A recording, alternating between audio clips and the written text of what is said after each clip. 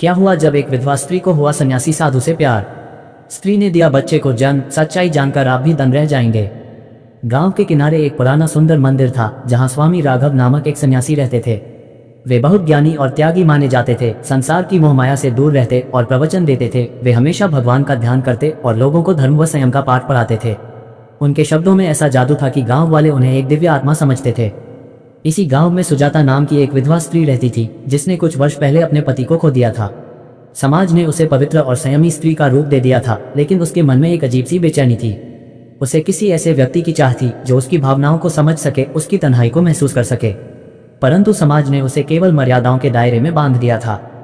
दोस्तों, वीडियो में आगे बढ़ने से पहले आपसे एक छोटा सा निवेदन है। वीडियो को लाइक और जीके यूट्यूबर चैनल को सब्सक्राइब जरूर करें। तो चलिए वीडियो को शुरू करते हैं। एक दिन सुजाता स्वामी राघव का प्रवचन सुनने मंदिर गई। वे कह रहे थे, मनुष्य की इच्छाएं उसे बंधन में डालती हैं। जो अपनी वासनाओं पर विजय पा लेता है वही जीवन का सच्चा आनंद प्राप्त करता है। सुजाता के मन में एक प्रश्न उठा, क्या इच्छाएं सच में बंधन होती हैं या उन्हें समझकर जीना ही असली मुक्ति है।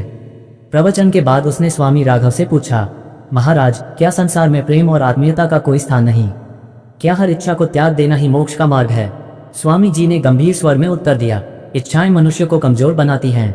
यदि आत्मा को शुद्ध रखना है तो इनसे ऊपर उठना होगा।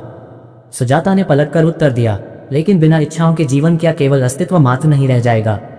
स्वामी राघव उसकी बातों से प्रभावित हुए। ये पहली बार था जब किसी ने उनके विचारों को चुनौती दी थी।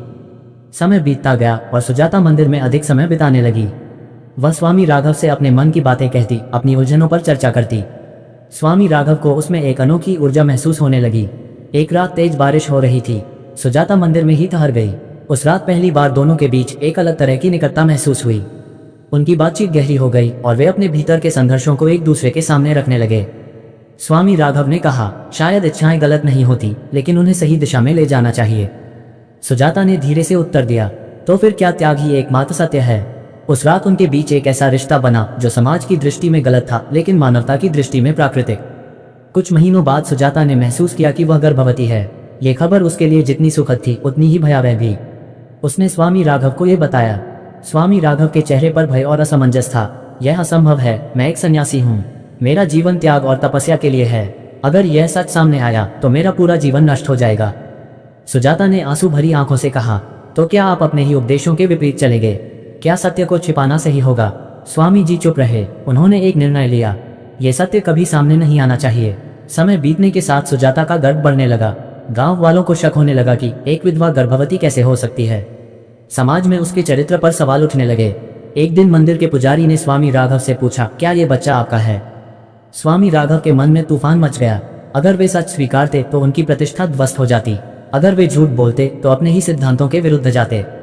उन्होंने उत्तर दिया, सन्यासी का कोई परिवार नहीं होता। ये बच्चा किसका है इसका उत्तर देना मेरे लिए आवश्यक नहीं।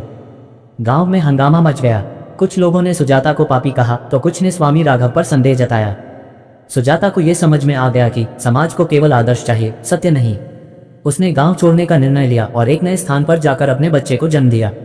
स्वामी राघव जीवन भर इस प्रश्न से जूझते रहे, क्या त्याग ही सत्य था या सत्य को स्वीकार कर उसके साथ जीना ही असली धर्म था? सुजाता ने अपने बच्चे को जन्म देकर यह साबित कर दिया कि एक स्त्री की इच्छाएं और भावनाएं भी उतनी ही महत्वपूर्ण हैं जितना किसी पुरुष